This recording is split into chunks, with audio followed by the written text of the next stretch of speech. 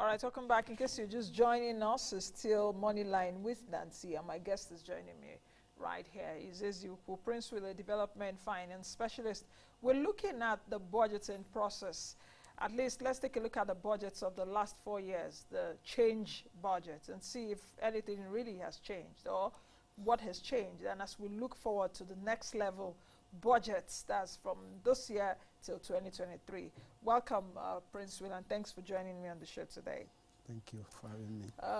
Where should we even start from? You know, during my analysis, I did talk about, at least we've seen that the federal budget, that's budget of the federal government, has increased over the past 18 to 19 years.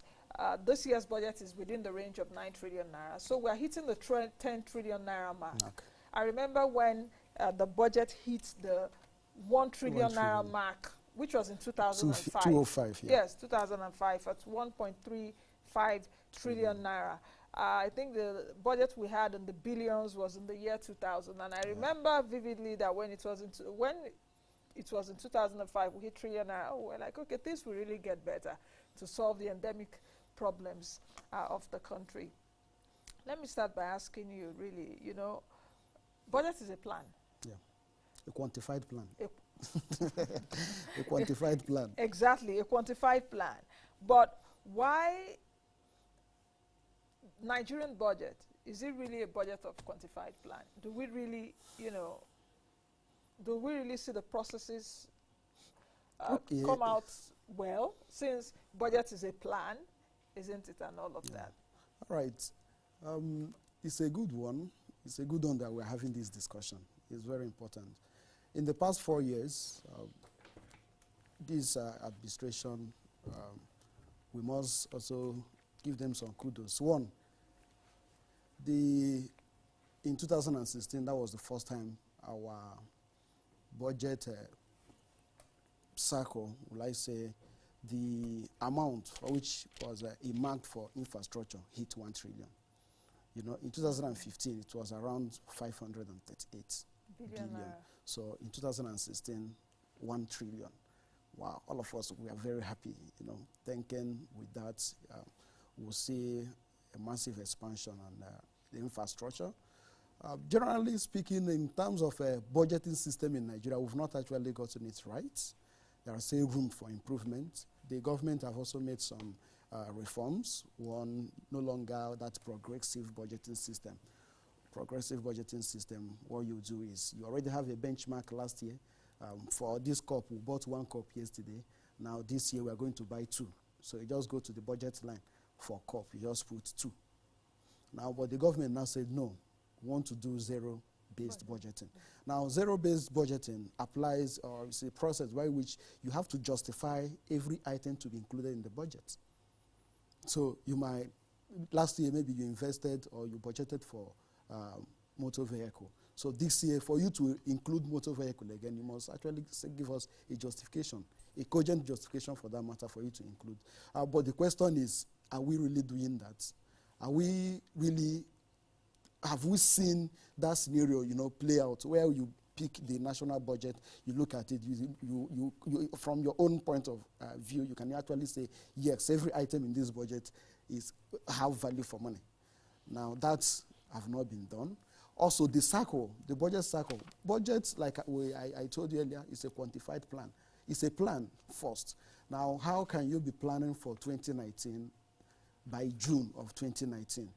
That alone, you know, changes a whole lot of dynamics in that budget. Companies, foreign investors, they plan. They have their strategies now, and the people actually, investors look at your national budget to know the area the government want to actually play big. That will a very long time determine or direct where they will actually put their money. Now, having said that, a whole lot of companies do their board meetings, you know, towards the last quarter of the year. During this period, companies will, you know, decide where countries. I'm looking at, you know, foreign companies here. I'm not only looking at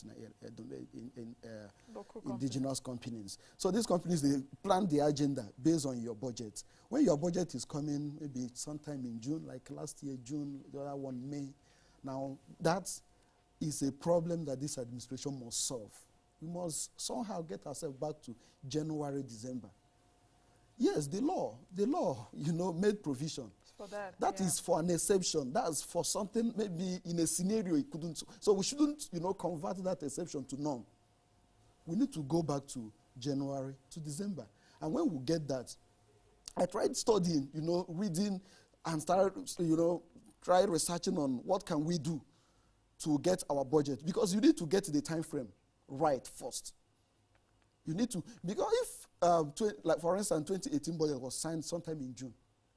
Now, as at December 2018, if you really want to make a decision based on the data, you won't be able, that decision will be flawed. Why? Because you will be making decision on a budget, 12-month budget based on 6 months implementation. So, and remember, this 6 months implementation, some of the capital expenditures that, of course, that are expected to pass through the Public Procurement Act. When the process, if you start doing the process, within 6 months, you won't be able to even execute any. So if you just want to use the 31st December as a cutoff. But they said they roll it over to the next year. So 2019 will also roll it over to 2020. 2020 will roll it over to 2021. So what's the essence of budgeting in the first place? If we know we are going to roll it over. So to me, I feel we have to. But the question now is how? Because what it is going to happen, we are going to have a year that will only be 6 months for us to actually correct it, or we'll have a year that will be 18 months. Either we'll do 18 months or we'll do 6 months for us to be able to correct it, because every year, 12 months. So if you want to reverse it back, one year must be 6 months or 18 months. I think I get you now. Yeah, in terms of if you want to correct it. If you really want to correct it. And so if we are not like the baseline, the statistics you gave us now. So if you are doing it, the budget size or budget implementation for that year that it will be corrected will not be speaking to what others, because those are 12 months. That one will be 6 months. So, of course, I would be unfair to the government if I don't also appreciate some policies, the government have actually made. One is the TSA. Before now, that 31st December, people will be giving out contracts just to make sure that they deplete that budget. But of course, this time around, you don't have access, to depleting that one. That's why you see us now being able to roll over our investment, budgets to the next year. So it's good, and the government must continue to, press on MDAs to ensure that they adhere strictly to that policy. Now, if we take a look at the issue of timing, what do you think is this problem? Why the problem is still there in our faces? Why we can't get the timing right? Because I remember that even President Buhari in the last 4 years, he would approach the National Assembly like in November. I think the latest he had done was in December. Early December. So he will approach the National Assembly in November. But National Assembly would also say, oh, we also need time. And National Assembly will also say members of the executive, they don't come on time to defend their budget. So how do we get the issue of timing right? Should it start with the timing from the preparation and the presentation? Okay, we need to understand the process of preparing a budget. Now, MDAs, I did the research. I don't know how I came across that paper. For the past 10 years, it have taken the National Assembly it normally takes the National Assembly between 153 days and 180 days to pass the budget. So when earlier you were saying, this is May. Yeah. Yes, this is May. So it falls within your... So it still falls within my time That's frame. within a 6 months time frame. Yes. Sometimes it doesn't reach 6 months, maybe 5 months plus. We've not hit 6 months actually. The highest is 5.8. We are going there. So, which I don't pray for. Now, what am I trying to say? That already, the presidency they don't have the control. It's out of their control. But they have control as to when to present the budget to the National Assembly. If the presidency, for instance, presents the budget in October, now, yes, we know it takes the National Assembly between 150 to 170 days to pass the budget. So if we build in that they are 150. That's from the research and from the culture that we've seen over the years. Exactly. So if we now build in that, that they are 150, into the time we want to send the budget to them. I mean from the presidency now. So what happens is that the government, the presidency, the MDAs, by June latest, they are almost through with whatever they are doing in line with the budget for the next year. Now what happens is that by latest July, August, Mr. President have said, okay, I'm okay with this. Go ahead. September, the budget is submitted to the National Assembly. And the President, you know, give a directive to MDAs that ensure that immediately is your time for defense, you go. Then on the National Assembly, even if they take their 3 months, 90 days or 120 days, now what happens is that the National Assembly, if MDA, one particular MDA don't want to come for defense for any reason, of course, one MDA's budget should not stop the budget of Federal Republic of Nigeria from being implemented. So to me, I feel it's a whole, we need a holistic review of the process. And, you know, it cuts across everybody. But the presidency, where the president, for instance, submitted the budget in December. National Assembly cannot do it in 2 days. So definitely, that budget will hit, add their 180 days, which is 6 months. So by May, June, we'll be getting it. And when Mr. President gets it, it will take maybe possibly another 1 month for him to go through, you know, the corrections and the changes they made. Now ask the MDAs, are you okay with this? And they say, okay. So the Mr. President signs. Maybe sometime in June, end of June or July. That is already going to third quarter of the year for which we are planning for. So we must get it right by ensuring that latest September, the budget gets to the National Assembly. And then MDAs, as soon as we are called upon for defense, you just go there. Since you have actually presented it to the budget office, to Mr. President, they okayed it. So what is there? You just go and defend it. So perhaps the buck stops at Mr. President's table, or the executive, let me put it that way, because there's a budget office of the Federation. Yeah. Also, there's also a Ministry of Budget and National Planning. National Planning. Yes. So the buck stops with the executive in terms of getting, preparing the budget early enough so that it can be attended to at the National Assembly and passed as well as transmitted to the President for corrections and whatever, and you now have an assent to it. To actually work with. Yes. Yeah. So you're saying that perhaps by September, the President should present the budget? The budget, yes. That would be my recommendation. So at least you take the last quarter of the year for MDAs. And if Mr. President should do that, of course, Nigerians will actually be on the National Assembly. That you have this budget since September. Why haven't you done anything? Why haven't you passed it? So if the pressure is coming from this side, the president have done what they are supposed to do, and now it's actually in the table of the Senate President or the House Committee on Appropriation. Actually, of course, the pressure will be on them. They will actually pass the. Why do you think that that problem is still persisting, even, you know, after? I believe that the executive and even the National Assembly knows the urgency of why the budget should be prepared on time, presented, eventually passed and assented to on time. Yeah. But why is it this perennial problem? Why? One, the Act still makes provision for 6 months. So there is leverage. Now, Nancy, let's paint a scenario where the Act said by 31st December, the budget must have been passed and assented to by Mr. President. Do you think that would have that solved already the problem? will be annoying? Of course. Of course, there is a leverage which they actually, work in. What they mean is right, because to them, there is a law backing it up. But if there is no law backing it up, so to me, I'm also recommending that the law should be, amended, should be brought down. I don't see why I will be having a financial manual that will say I can still do my budget by June as an organization.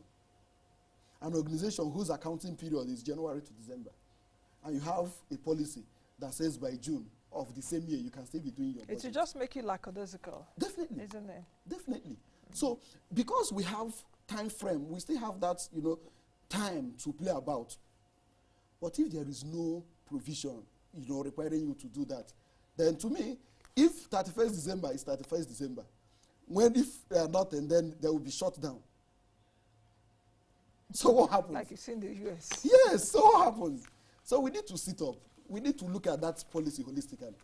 Now let's take a look at the budgets from 2015 till date, though 2019 budget has not been assented to by the president. If we look at 2015, 4.49 trillion naira, 2016 budget size of 6.07 trillion naira, that's within the range of 10 trillion naira now. I'm trying to sum that up. 2017 budget, 7.29 trillion naira. So let's take a look at 2015 to 2017. That's about 17.7 trillion, about that. I'm trying to do the maths quickly.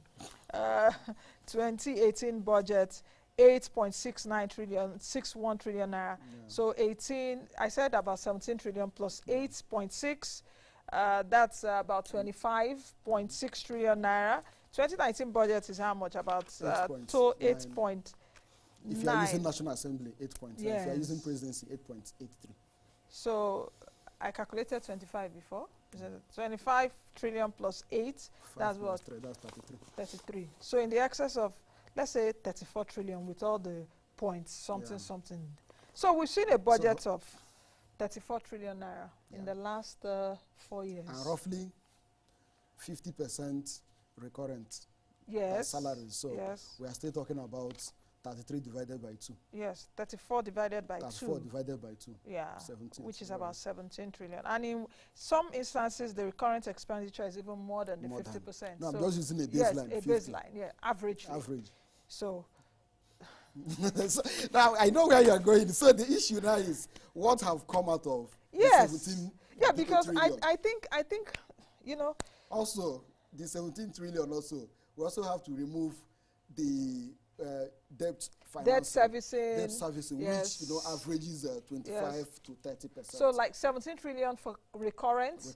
The other 17 trillion in the last 4 years, I'm saying now, excluding, but we know that definitely this 2019 budget will be implemented to an extent. Definitely. So 17 trillion naira for recurrent expenditure, the remaining 17 trillion naira debt service, capital expenditure, statutory transfers and all of that. Okay.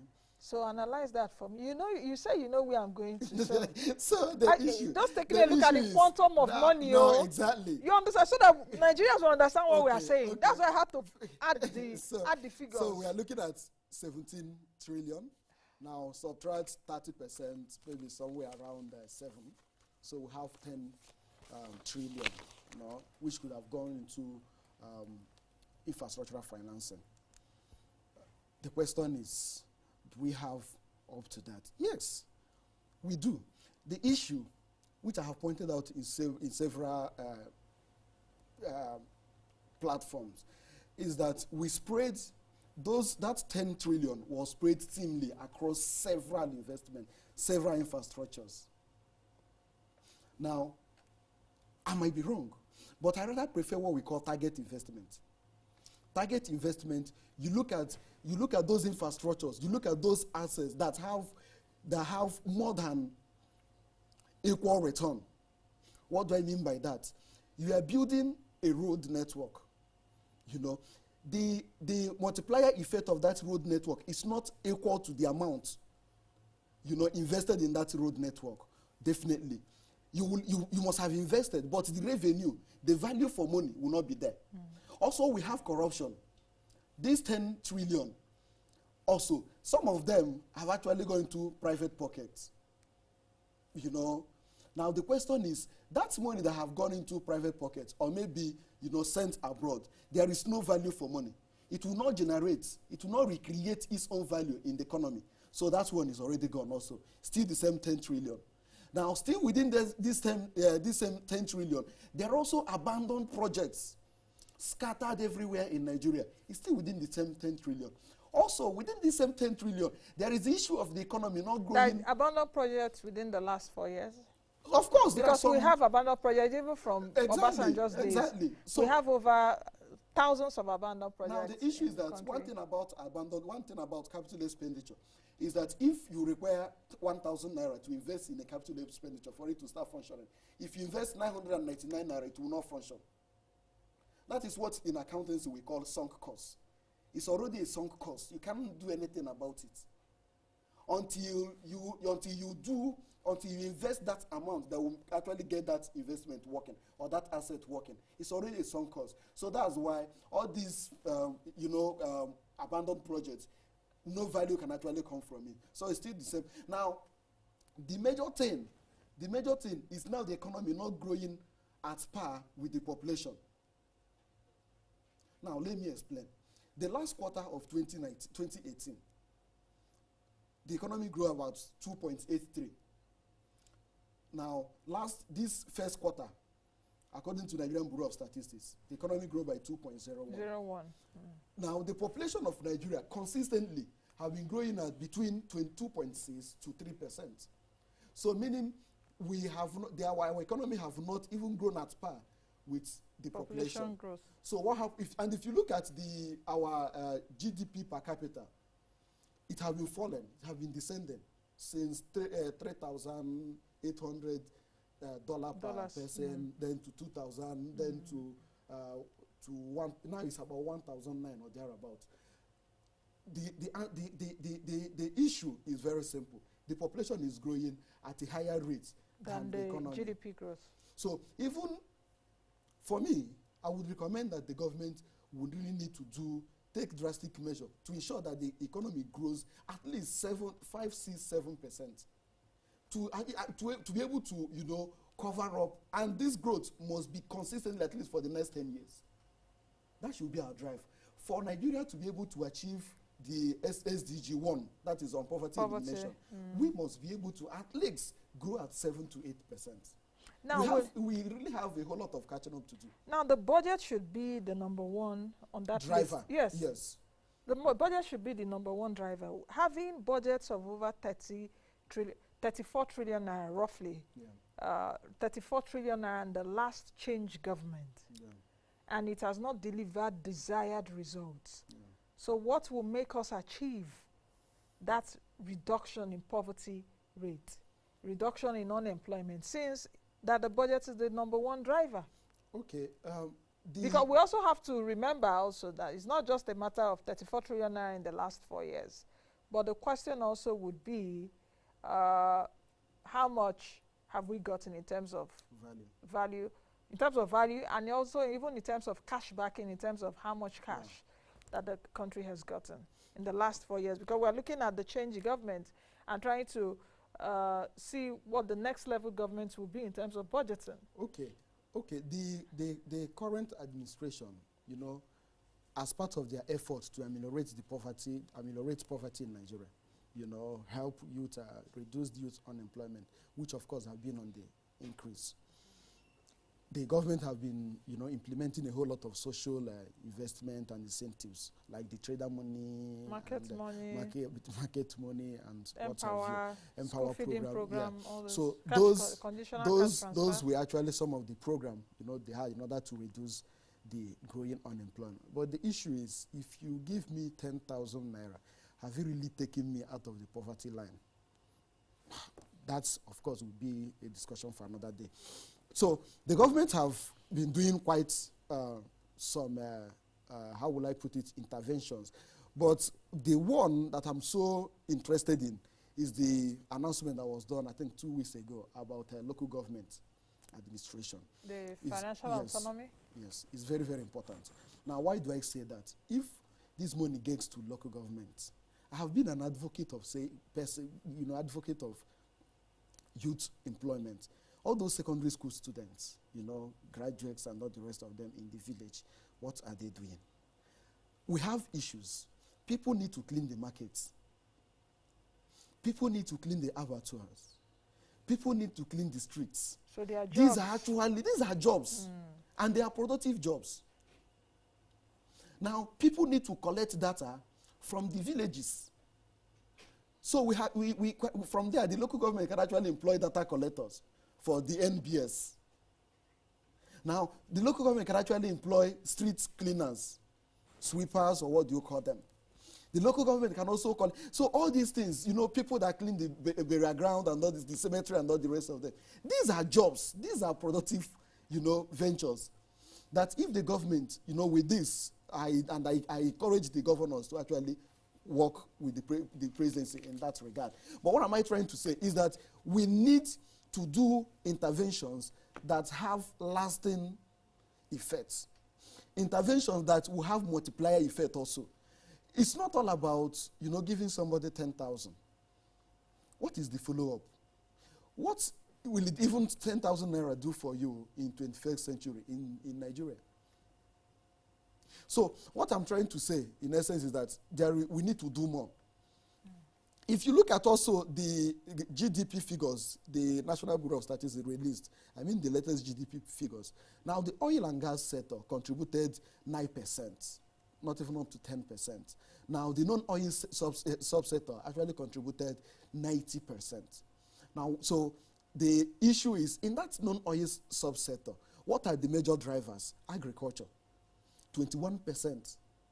Now, we also have construction, then industry and services. Industry contributing about 21%, also 24%, sorry. Then services also contributing about over 25%, so 34%, sorry. So what am I trying to say in essence is that the government need to look at those drivers of the economy. The major driver, of course, which is debatable in this current administration, is the agricultural subsector, which is where you will see government effort, doing a whole lot of through the Development Finance Institution of the CBN. Now, that is okay. They should keep doing that, which I know that was why Mr. President, reappointed the CBN governor, which to me, I'm also happy, at least. I'm okay with it because it's to a large extent shown some level of stability. Of course, some people might have what I'm saying is from my own perspective. So some might have the opinion. That is actually, they're also entitled to their own opinion. But definitely there is some level of, stability. People know where Emefiele is heading to. So it's okay. He's somebody that he likes interventions in SMEs. And so, okay, we can actually write about him. Now, the major thing is the government now need to solve, since we have identified agriculture as one of the major drivers.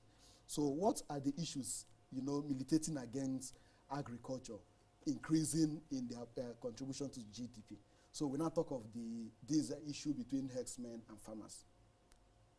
So if we solve, at least reduce the issue, now the middle belt and all those other states we know that produce indeed larger agricultural outputs. What happens is that the output will increase. And also, Nancy, if you look at the inflation figure, that just came out, you see that the food index was actually one of the drivers that pushed it upwards. So, and if we don't do something in this regard, it might escalate. So to me, I feel the government should continue to, take proactive measures in curtailing insecurity in those areas.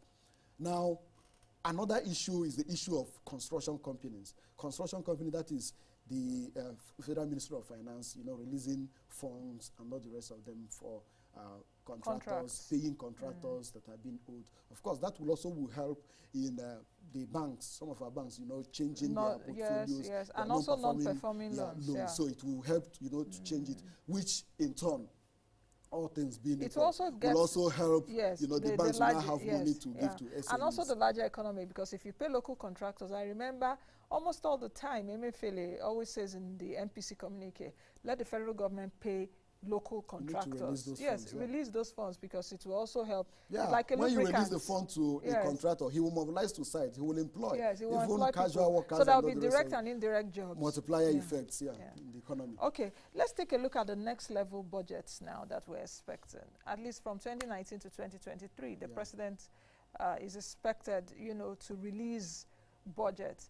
I'm thinking that before 2023 or before his term expires, we will have a budget in the 10 trillions, as it were, So we'll have budget of 10 trillion naira, which we hit the trillion mark in 2005. The question also is, in as much as the federal budgets are hitting or have hit trillions of naira, how much impact have we seen from the budgets of over 34 trillion naira in the last 4 years? What are we expecting from the next 4 years? That's the one aspect of my question. The second aspect also is that if we take a look at the country in total, we have about 38 budgets. The federal, FCT, and 36 budgets Yes. from states, 36 governors. I know that Cross River and Lagos State also have hit the trillion mark. The question also will be, what impacts have they made? So if we take a look at the budgets of 38 budgets, that's trillions of naira, billions of dollars. What have been the impact? Yet our budgets fail. Okay, Nancy, how many questions have I asked you now? Yes. So, two. Why are we not, receiving the planned yes. impact? Why do we still have those perennial and endemic problems of electricity outage, poor healthcare system, poor educational standard, military on one side, because that was just also coming to my head, that security, I think I'll do security on another day and all of that. So Nancy, a whole lot of that. First, before we talk about impact, let's look at the numbers. We are doing 8.9 trillion, and we are according to Nigerian Population Commission, 198. So 198 million. So people. 8.89 divided by 198 million. 198 million. Of course, on itself, of course, the impact will be low. You agree? Now, the budget size we are practicing is very, very low compared to our population. Really? So are you of the view that we should have budgets of like 20, 25 trillion, yes. 30 trillion naira budget? And Princewill, how do we finance it? Yes, that's the next question. Yes. How do you get so that? I don't even need to allow you to get there. Yeah. Now the question is, in private personal finance, corporate finance, and public sector finance, these are different, areas of finance. Something is very common. If you control leakages, increase inflow, you will be able to hit your budgets, whether as a person, whether as a company, whether as a country. So what happens is that what they call them JAM last week actually sent 5 billion to the federal government. If all revenue generating, if we close leakages,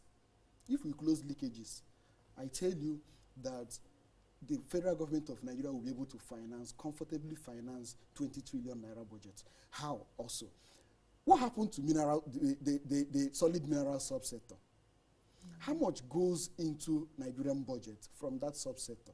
Even the agricultural sector. How have we enhanced it? Exactly. Yes. Now, how much?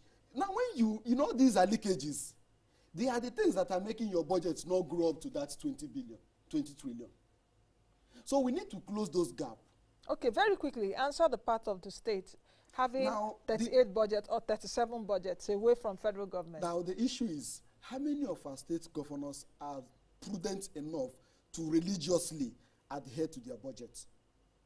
Now, some of them, how do we even at state level come up with our budgets? The government comes, says, I like this, these people gave me more votes, this. So he plans his budget, he's planning his projects based on those political ambitions or plans, not actually looking at cost benefits. When you do cost benefit analysis, and you know that from Lagos to Owerri, there are more traffic, you can generate more money from that from that road than this other road. Then the question also will be the issue of IGR in the states that we're talking about. There is no state that cannot comfortably at least run with its IGR. I'm from Imo State. Imo State, we are palm oil producing state. When I was reading your one of our governors, Desamu Mbakwe, he actually built one of the best palm plantation. And Nancy, today, a barrel of crude oil is $60. Don't tell me. Palm oil a barrel is over 2,000. Is 159 liters. How much is a liter of palm oil in the market? Yeah, a metric ton, over $2,000 US. So I say that all the time. To me, I feel that state governors need to look inward. That is the best way to do it. Let's see, perhaps this new set of governors we'll have from May 29th, if there will be a different thinking. And I pray there will. I also pray so. I pray because unemployment is on the rise. It's on the rise. Insecurity is growing. Thank you very much for coming. Thank you for having It won't be you know, issues of Nigeria, we can't finish talking about it in 1 hour, especially We'll issue. keep talking about We'll keep talking. Keep talking. Let's just Yes. keep talking. All right, I've been speaking with Eziukwu Princewill, development finance specialist. We've been looking at the budgets of the last 4 years and what we expect the next level budgets will be. Let's hope that we'll see something different, even as the president gets inaugurated or re-inaugurated again, you know, May 29th. Many thanks for joining us on today's edition of the program. Be the best you can be and be the change that you want to see. I am Nancy Nnaji. Have a lovely day, everyone. Bye now.